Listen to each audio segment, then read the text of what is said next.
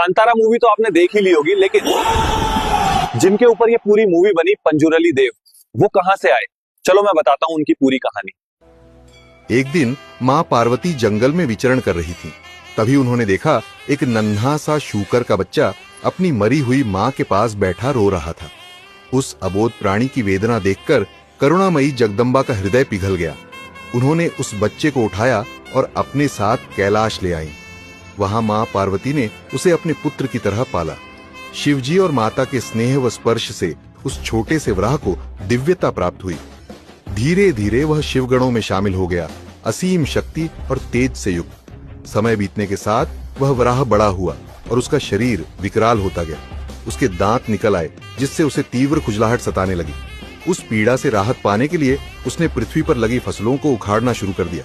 खेत उजड़ गए, भोजन की कमी फैल गई और मनुष्य भूख से त्रस्त हो उठे। यह देखकर भगवान शिव को क्रोध आया। उन्होंने सृष्टि के कल्याण के लिए उस वराह का वध करने का निश्चय किया। तब माता पार्वती ने विनती की कि वे उसके प्राण न ले। माता की प्रार्थना पर महादेव शांत हुए। उन्होंने उस वराह का वध तो नहीं किया, लेकिन उसे कैलाश से पृथ्वी पर जाने का श्राप दिया। वराह को अपनी गलती का भान हुआ। उसने शिव और पार्वती के चरणों में सिर झुकाकर क्षमा मांगी और विनती की कि उसे कुछ ऐसा कार्य दिया जाए जिससे वह अपने अपराध का प्रायश्चित कर सके। तब भगवान शिव ने कहा, जा, अब तू पृथ्वी पर दिव्य शक्ति के रूप में रहेगा। तू मनुष्यों और उनकी फसलों की रक्षा करेगा। उसी क्षण से वह वराह पंजुरली देव के नाम से पृथ्वी पर स्थापित हुआ। भूमि और फसलों का रक्षक, शुद्धता और संरक्षण का प्रतीक। कहा जाता है, जिस स्थान पर पंजुरली देव की पूजा होती है, वहाँ कोई भी अपवित्रता, अन्याय या दुष्टता प्रवेश नहीं कर पाती।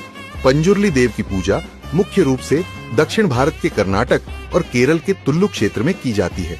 ये पूजा भूतकोला नामक एक पारंपरिक उत्सव का हिस्सा है, जिसमें देव की पूजा की जाती है, जिसको कांतारा मूवी में बहुत बढ़िया तरीके से दिखाया गया है। अगर आपको यह कहानी पसंद आया तो लाइक करो और मुझे फॉलो जरूर करना, क्योंकि ये पेज ऐसे ही इतिहास और कहानी को सिनेमैटिक तरीके से दिखाने के लिए बनाया गया है।